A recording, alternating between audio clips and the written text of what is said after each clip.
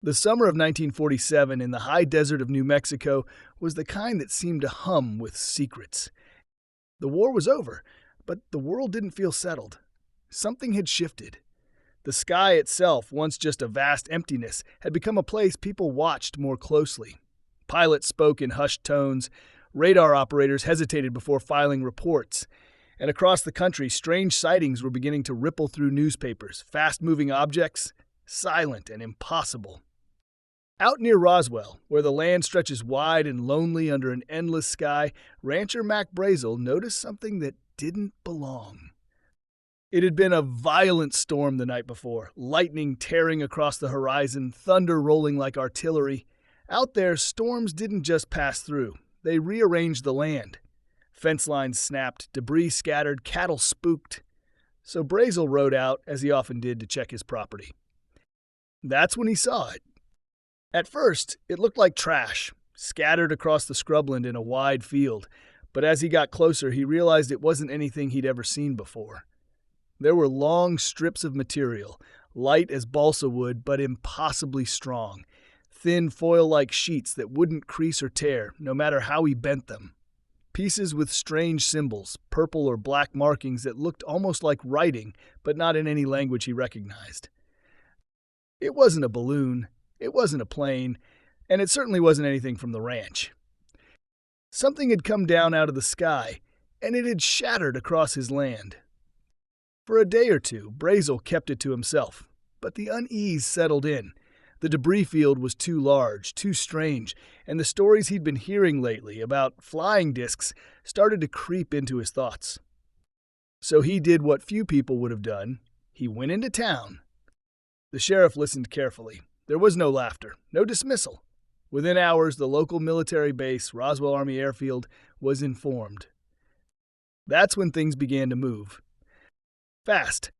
By the time military personnel arrived at the ranch, the tone had shifted from curiosity to urgency. Soldiers weren't just examining the debris. They were collecting it, quickly, methodically, loading it into trucks. Brazel watched as they handled the strange materials with a seriousness that felt out of place for mere wreckage. They told him not to talk. Not to neighbors, not to reporters, not to anyone. And then something unexpected happened. The military issued a press release. It was brief, almost casual in tone, but explosive in implication. They had recovered a flying disc. For a moment, a brief electric moment, the truth seemed to slip through. Newspapers picked it up. The idea spread like wildfire. A craft not of this earth, brought down and recovered by the U.S. military. It was the kind of revelation that could change everything. And then just as quickly, it vanished. Within a day, the story was retracted. Officials stood before reporters and displayed debris, rubber foil sticks. A weather balloon, they said, nothing more. The earlier statement? A mistake, a misunderstanding. The world was told to forget what it had almost been told. Most people did, but not everyone. Because behind the scenes, something far more complex and far more unsettling was unfolding. Witnesses would later describe a second site, not the scattered debris field Brazel had found, but something more intact, a crash site, a place where whatever had come down hadn't just broken apart, it had impacted. And at that site, according to those accounts, there was more than wreckage. There were bodies. Small, not human. Their proportions were wrong, heads too large, limbs too slight. Their skin described as pale, almost gray. They wore no identifiable uniforms, no insignia, no markings of any nation. Recovery teams moved quickly. Perimeters were established. Civilians were kept out. Even some military personnel were reportedly turned away unless they had the proper clearance. Whatever had come down in the desert, it was not meant for public eyes. Over the following days, materials and bodies were transported under heavy guard. Some accounts point toward Wright Field in Ohio, where advanced analysis could be conducted far from prying eyes.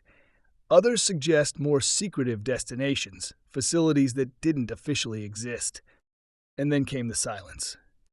Witnesses changed their stories, or stopped telling them altogether. Some later claimed they were threatened. Others said they were simply told in no uncertain terms that speaking out would have consequences. Years passed. The world moved on. The Cold War took center stage. Technology advanced at a pace that felt almost unnatural. Jet propulsion, advanced materials, the dawn of computing. To some, it all seemed like the natural progression of human ingenuity. To others, it felt like something had accelerated us. Like we'd been given a glimpse behind a curtain, and maybe even something more. Decades later, the Roswell incident resurfaced. People who had been there, military personnel, civilians, even those who had remained silent for years, began to speak. Their stories didn't always align perfectly, but they shared a common thread. What crashed in the desert was not a weather balloon. They described materials that defied physics as they understood it, debris that couldn't be cut, burned, or permanently deformed, lightweight structures with immense strength, and symbols, always the symbols, etched into fragments of the craft.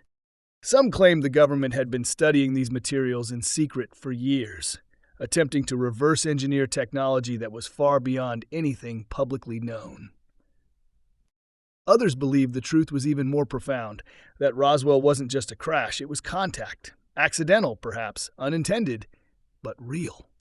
And that the implications were too vast, too destabilizing to reveal to the public. Because what happens when humanity learns it is not alone? When the sky is no longer just sky, but a frontier already being traveled? When the idea of us has to expand beyond anything we've ever known? For believers, Roswell stands as a crack in the official narrative, a moment when the truth surfaced briefly before being buried again, a glimpse into a reality that exists just beyond what we're allowed to see. The desert still stretches wide outside Roswell. The wind still moves across the same land where that debris was found. But for those who know the story, or feel it deep down, it's not just empty space. It's a place where something came from the stars. Something that wasn't supposed to be here. And for one brief moment in 1947, it was.